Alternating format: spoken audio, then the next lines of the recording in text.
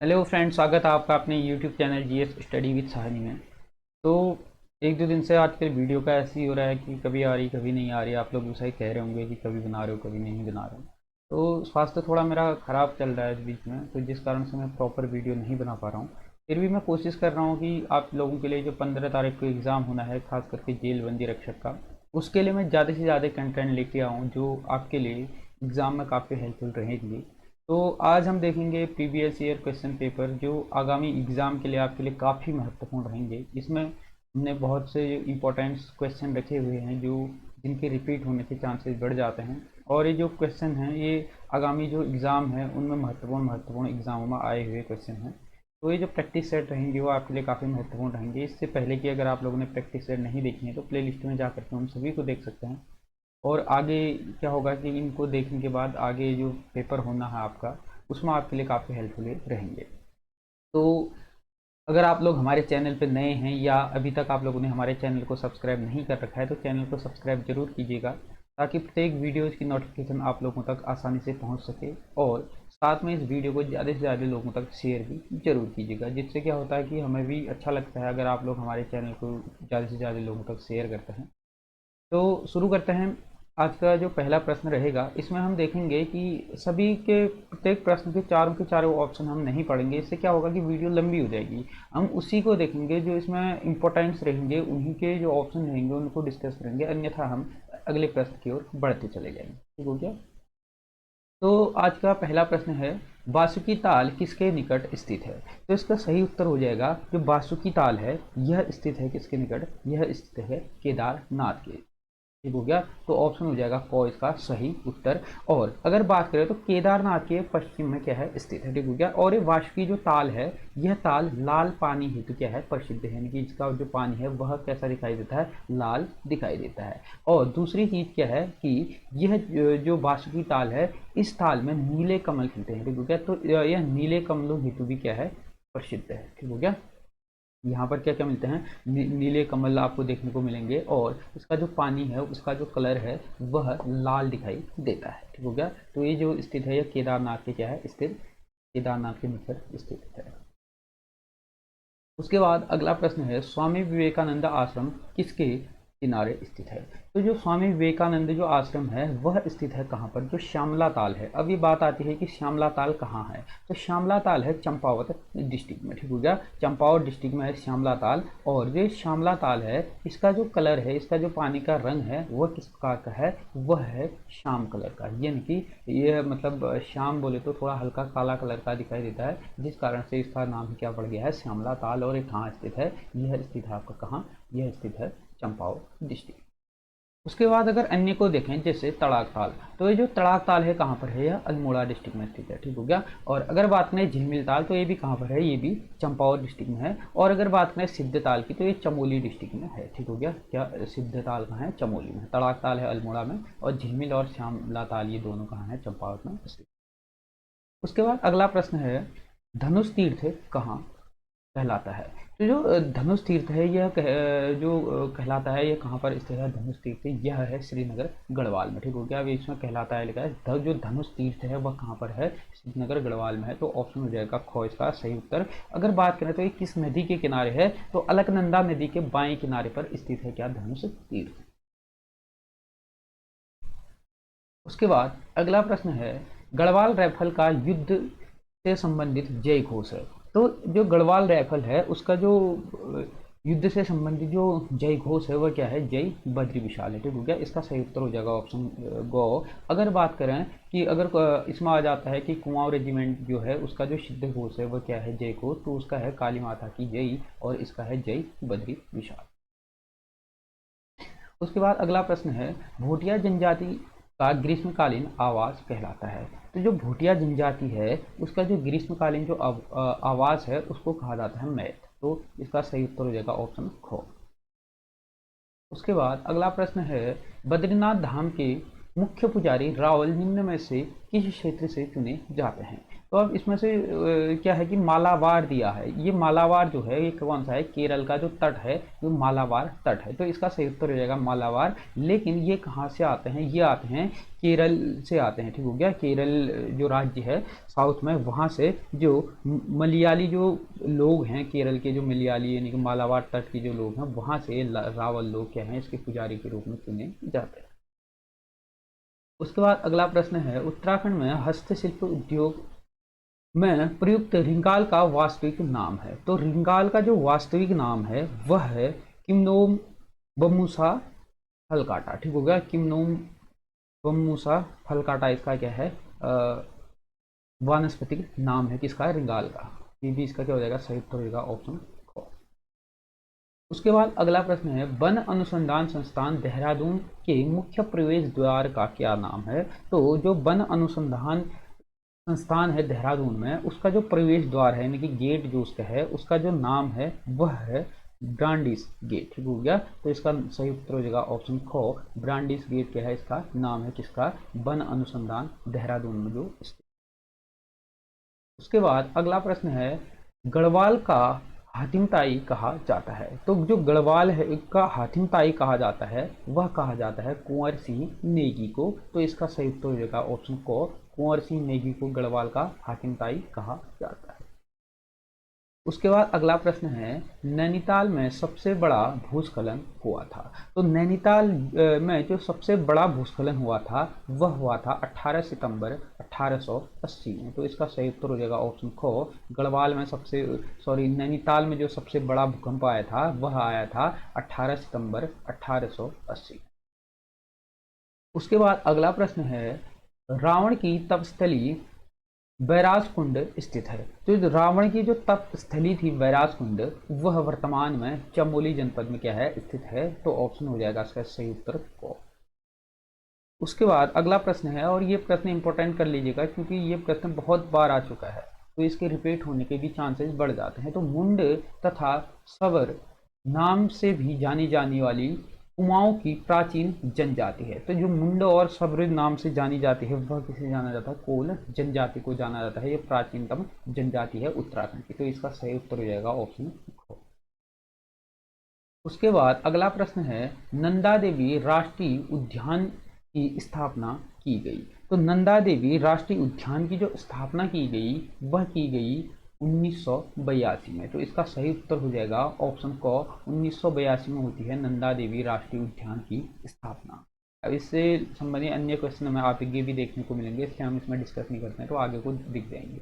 उसके बाद अगला प्रश्न है, प्राचीन काल में अस्कोट राजधानी थी। तो प्राचीन काल में जो अस्कोट क्षेत्र है वह जो राजधानी थी यह थी कत्यूरी राजवंश की। तो ऑप्शन हो जाएगा इसका सही उत्तर गो, कत्यूरी राजवंश की क्या हुआ करती थी, अस्कोट राजधानी हुआ करती थी। कब, प्राचीन काल में। उसके बाद अगला प्रश्न है, टिहरी रियासत के किस राजा को अपने नाम से शहर स्थापना की परंपरा शुरू करने का श्रेय जाता है। यानी कि जो टिहरी रियासत है उसका कौन वह राजा था जिसने अपने नाम से शहरों की स्थापना करनी शुरू की थी। तो इसका जो सही उत्तर हो जाएगा वह हो जाएगा प्रताप शाह। ऑप्शन हो जाएगा ख इसका सही उत्तर। प्रताप शाह किससे क्या होता है, जो टिहरी में जो जितने भी नगर बसते हैं वह राजाओं के नाम से बसने शुरू होते हैं। उसके बाद अगला प्रश्न है, केदारनाथ पुनर्निर्माण का कार्य नेहरू पर्वतारोहण संस्थान को आधिकारिक तौर पर कब सौंपा गया। तो यह आधिकारिक तौर पर सौंपा गया था 11 मार्च 2014 में। तो इसका सही उत्तर हो जाएगा ऑप्शन ख, नेहरू पर्वतारोहण संस्थान को क्या किया गया था, केदारनाथ का पुनर्निर्माण का कार्य सौंपा गया था। क्योंकि 2013 में यहाँ पर क्या हुआ था कि जोराबाड़ी के ताल टूटने से यहाँ पर क्या हो गया था, बहुत बड़ा भूस्खलन आ गया था, जिस कारण से यहाँ क्या हो गया था, विनाश हुआ था। उसके बाद इसका जो पुनर्निर्माण का कार्य दिया गया था वो नेहरू पर्वतारोहण संस्थान को दिया गया था। उसके बाद अगला प्रश्न है, एकीकृत औद्योगिक नीति 2008 के अंतर्गत उत्तरकाशी जनपद को किस श्रेणी में रखा गया है। तो उत्तरकाशी जो जनपद है उसको एकीकृत औद्योगिक नीति जो 2008 में बनी है उसके तहत उत्तरकाशी जनपद को रखा गया है श्रेणी ए में। ठीक हो गया, श्रेणी ए में इसको रखा गया है। तो ऑप्शन हो जाएगा इसका सही उत्तर गो। उसके बाद अगला प्रश्न है, अलकनंदा एवं धौलीगंगा का संगम स्थल है। तो अलकनंदा और धौलीगंगा का जो संगम स्थल है वह कहाँ पर होता है? वह होता है विष्णु प्रयाग में। तो ऑप्शन हो जाएगा इसका सही उत्तर ख। अगर अन्य को इसमें हम देखें एक नज़र, तो अलकनंदा और नंदाकिनी नदी का संगम होता है नंद प्रयाग में। उसके बाद अगर बात करें कर्णप्रयाग की, तो अलकनंदा और पिंडर नदी का संगम होता है कहाँ पर? यह होता है कर्णप्रयाग में। अगर बात करें रुद्रप्रयाग की, तो रुद्रप्रयाग में होता है अलकनंदा और मंदाकिनी नदी का संगम होता है। तो इनको भी आप याद कर लीजिएगा। उसके बाद अगला प्रश्न है, निम्नलिखित में से उत्तराखंड के सूक्ष्म लघु और मध्यम उद्योग का शीर्ष निकाय कौन सा है? तो सूक्ष्म लघु और मध्यम उद्योग उत्तराखंड में, तो इसका सही उत्तर जो हो जाएगा वह हो जाएगा इंस्टीट्यूट एसोसिएशन ऑफ उत्तराखंड। इसका क्या हो जाएगा? सही उत्तर हो जाएगा ऑप्शन गो। उसके बाद अगला प्रश्न है, निम्न में से अनासक्ति आश्रम किस जिले में स्थित है? तो जो अनासक्ति आश्रम है यह बागेश्वर जनपद के कौशानी में क्या है? स्थित है। तो ऑप्शन हो जाएगा इसका क सही। उसके बाद अगला प्रश्न है, उत्तराखंड का सबसे बड़ा राष्ट्रीय पार्क है।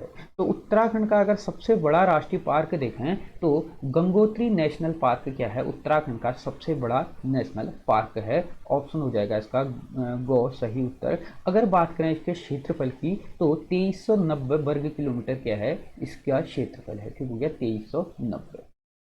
2390 वर्ग किलोमीटर क्या है इसका क्षेत्रफल है, जो क्या है उत्तराखंड का सबसे बड़ा राष्ट्रीय पार्क है। अगर बात करें इसकी स्थापना की, तो इसकी स्थापना होती है 1989 में। ठीक हो गया, 1989 में क्या होती है इसकी स्थापना होती है किसकी?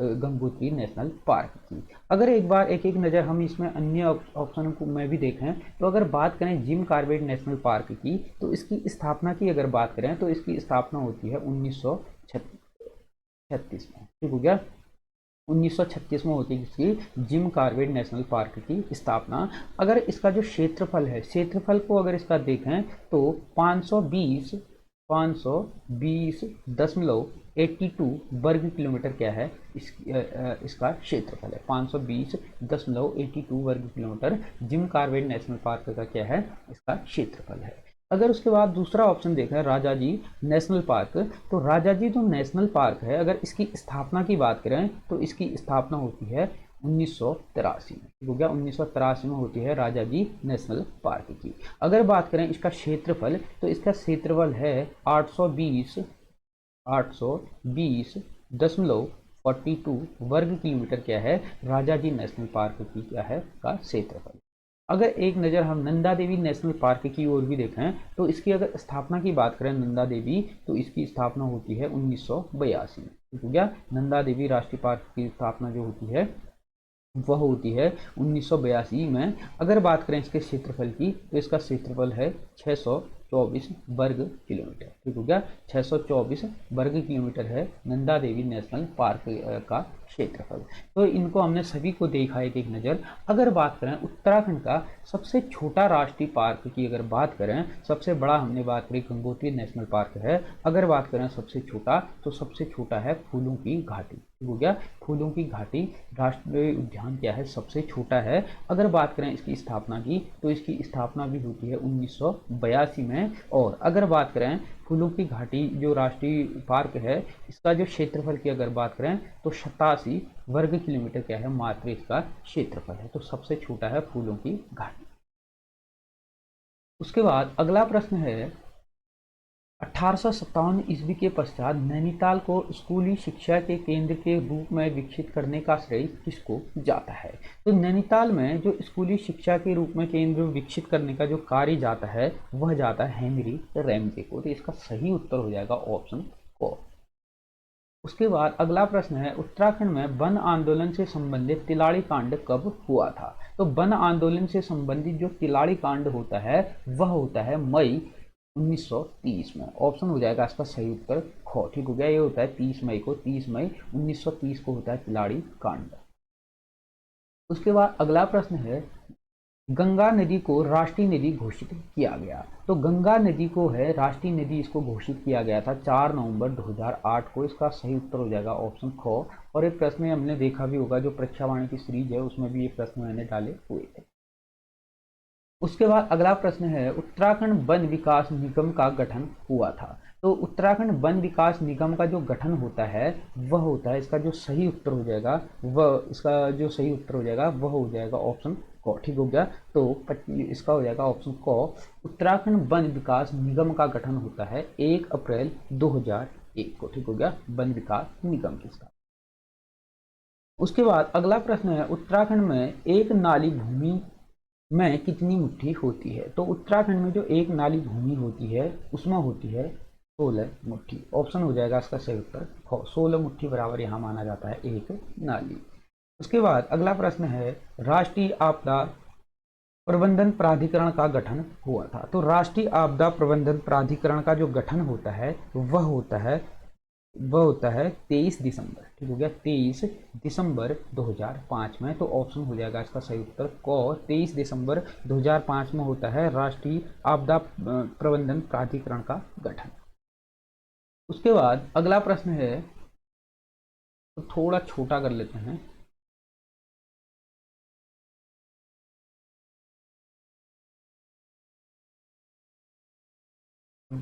अब दिख रहा होगा थोड़ा। उसके बाद है, कैलाश मानसरोवर यात्रा का संचालन करता है। तो कैलाश मानसरोवर यात्रा का संचालन जो करता है वह करता है कुमाऊं मंडल विकास निगम। ऑप्शन ग हो जाएगा इसका सही उत्तर। और कल परसों अगर आप लोग हमारे क्विज देते हैं टेलीग्राम चैनल पे, या आप लोगों ने ज्वाइन नहीं किया है तो कर लीजिएगा। वहाँ पे भी मैंने एक क्वेश्चन डाला हुआ था कि कैलाश मानसरोवर यात्रा का संचालन कौन करता है करके। तो अगर आप लोग क्विज नहीं देते हैं या टेलीग्राम चैनल आप लोगों ने ज्वाइन नहीं किया है तो नीचे डिस्क्रिप्शन पे मैंने टेलीग्राम का लिंक दिया हुआ है, वहाँ से आप उसको ज्वाइन कर सकते हैं, उस लिंक से ज्वाइन कर सकते हैं। और वहाँ पर रोज आपको 10 बजे क्विज देखने को मिलेगी। उसके बाद अगला प्रश्न है, केदारखंड में गोपेश्वर का नाम वर्णित है। तो गोपेश्वर का जो वर्णित नाम है वह गोस्थल या गोपाल भी इसको कहा जाता है। ठीक होगा, गोस्थल या गोपाल भी इसको कहा जाता है, किसको, गोपेश्वर को। तो इसका सही उत्तर हो जाएगा ऑप्शन को। अगर इसमें अन्य को हम देखें, जैसे अगर बात करें ब्रह्मपुर की, तो ब्रह्मपुर इसको कहा जाता है, उत्तराखंड को भी ब्रह्मपुर नाम से पुराणों में इसको जाना जाता था। ठीक हो गया। अगर बात करें हम बाड़ाहाट, तो बाड़ाहाट जो है वह कहा जाता था उत्तरकाशी का पुराना नाम, बाड़ाहाट कहा जाता था। ठीक हो गया। तो ये हैं इनके अन्य ऑप्शन। उसके बाद अगला प्रश्न है, उत्तराखंड में सेंटर फॉर एरोमेटिक प्लांट स्थित है। तो सेंटर फॉर एरोमेटिक जो प्लांट है वह स्थित है सेलाकुई। ऑप्शन हो जाएगा इसका सही उत्तर ख। उसके बाद अगला प्रश्न है, उत्तराखंड के उच्च हिमालयी चारागाहों को कहा जाता है। तो उच्च हिमालयी जो चारागाह हैं उत्तराखंड में उनको कहा जाता है क्या, उनका जो जो नाम है वह यहाँ पर कहा जाता है क्या, बुग्याल नाम से जाना जाता है। ऑप्शन हो जाएगा इसका सही उत्तर गो, बुग्याल है। इसको कहीं कहीं पर पयार भी आपको देखने को मिलेगा। उसके बाद अगला प्रश्न है, निम्नलिखित में से लाल कुर्ती बाजार स्थित है। तो लाल कुर्ती जो बाजार है यह उत्तराखंड के रानीखेत में क्या है, स्थित है। ऑप्शन घ हो जाएगा इसका सही। उसके बाद अगला प्रश्न है, उत्तराखंड का पंचायती राज अधिनियम बना। तो उत्तराखंड का पंचायती राज जो अधिनियम है अपना वह बना था 4 अप्रैल 2016 में। ऑप्शन हो जाएगा इसका सही उत्तर घ। 4 अप्रैल 2016 में यहाँ पर क्या बनता है, उत्तराखंड का अपना पंचायती राज अधिनियम बनता है। उससे पहले जो अधिनियम चल रहा था वह उत्तर प्रदेश का जो चल रहा था उसी को यहाँ पर क्या किया जा रहा था, कंटिन्यू किया जा रहा था। उसके बाद अगला प्रश्न है, उत्तराखंड राज्य गठन के बाद अंतरिम विधानसभा के कुल सदस्यों की संख्या कितनी थी। तो इसका जो सही उत्तर हो जाएगा वो हो जाएगा ऑप्शन ख। अब इस टाइम पे देख लीजिएगा, इसमें इंपॉर्टेंट एक चीज़ आप देख लीजिएगा, ये आपको परीक्षाओं में देखने को भी मिलता है। 2-3 इसमें क्वेश्चन आपको देखने को मिलेंगे। अब सबसे पहले देखो, जो उत्तराखंड राज्य पुनर्गठन जो अधिनियम के अंतर्गत जो इसका पुनर्गठन किया गया था उसके जो विधानसभा में उस टाइम पे जो पहले पुनर्गठन से पहले उत्तराखंड में जो इसकी सदस्यों की संख्या थी वह कितनी थी, 31 थी। ठीक हो गया, 31 थी, जिसमें से 22 जो सदस्य थे वह किससे थे, वह थे विधानसभा से। ठीक हो गया, 22 सदस्य थे विधानसभा से और 9 सदस्य जो थे उस टाइम पे जब यूपी का हिस्सा हुआ करता था तो उत्तर प्रदेश में अभी भी आप लोगों को देखने को मिलता होगा, एक वहाँ पे विधानसभा और विधान परिषद देखने को मिलती है। तो 9 सदस्य जो थे वह विधान परिषद से थे और 22 सदस्य थे विधानसभा से। ठीक हो गया, तो टोटल कितने थे, 31 थे। लेकिन जब क्या होता है कि इसका जो पुनर्गठन होता है, पुनर्गठन से ठीक पहले क्या हो जाता है कि जो एक विधान परिषद का जो सदस्य होता है उसका जो कार्यकाल हो जाता है वह क्या हो जाता है, खत्म हो जाता है, यानी कि समाप्त हो जाता है। जिस कारण से फिर उस टाइम पे पुनर्गठन जब होता है उस टाइम पे सिर्फ और सिर्फ यहाँ पर कितने बनते हैं, 8 ही विधान परिषद के सदस्य बच जाते हैं। उसके बाद टोटल जो उस टाइम पे जब उसका पुनर्गठन होता है उसके अंतर्गत जो विधानसभा होती है उस टाइम पे सिर्फ और सिर्फ फिर कितने बच जाते हैं, 30 सदस्य बच जाते हैं। अब प्रश्न आप लोगों से इसमें ऐसे भी पूछ सकता है कि उत्तराखंड विधानसभा के अंतर्गत कुल इसमें पूछा है, तो इसमें पूछेगा कि विधानसभा के कितने सदस्य थे, तो विधानसभा के कितने थे, 22 थे, और विधान परिषद के कितने थे, 8 ही थे। ठीक हो गया, पहले 9 थे लेकिन एक का कार्यकाल पुनर्गठन से पहले ही खत्म हो गया था, तो पुनर्गठन के बाद सिर्फ और सिर्फ कितने बच गए थे, 8 बच गए। उसके बाद अगला प्रश्न है, किस भारतीय को सर्वप्रथम रॉयल ज्योग्राफिकल सोसाइटी स्वर्ण पदक प्राप्त हुआ? तो रॉयल जो ज्योग्राफिकल सोसाइटी स्वर्ण पदक जो मिला था, प्राप्त हुआ था, वह हुआ था नैन सिंह रावत को। तो ऑप्शन हो जाएगा इसका सही उत्तर घ।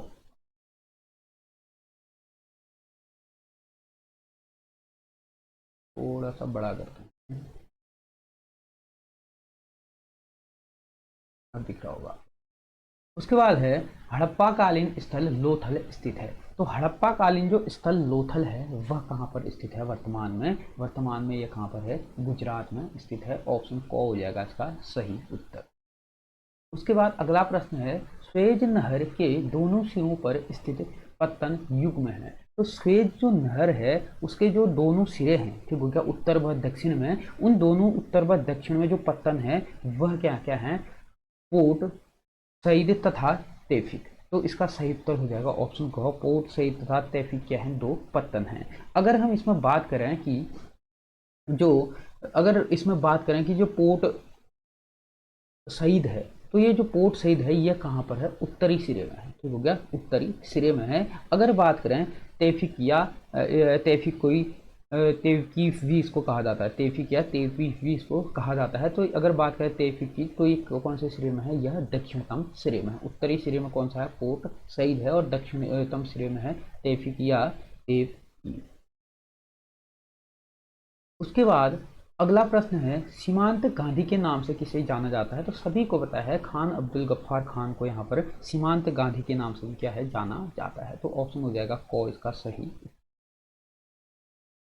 उसके बाद अगला प्रश्न है, निम्नलिखित में से कौन सी एक उच्च संस्थान की स्थापना सन, हो गया, सन 1982 ईस्वी में ग्रामीण वित्तीय व्यवस्था में शामिल सभी संस्थाओं क्रियाकलापों को समन्वित करने के लिए किया गया था? तो यह 1982 में जो ग्रामीण विकास विकास और वित्तीय व्यवस्था को शामिल करने हेतु, क्रियाकलापों को समन्वित करने हेतु जो संस्था की स्थापना होती है वह होती है नाबार्ड की, यानी कि NABARD, नाबार्ड की क्या होती है, स्थापना होती है। कब होती है, 1982 में होती है। अब प्रश्न इसमें घुमा के ऐसे ही पूछ देगा आपको कि नाबार्ड की स्थापना कब होती है, तो 1982 में होती है। ऑप्शन हो जाएगा इसका सही उत्तर को।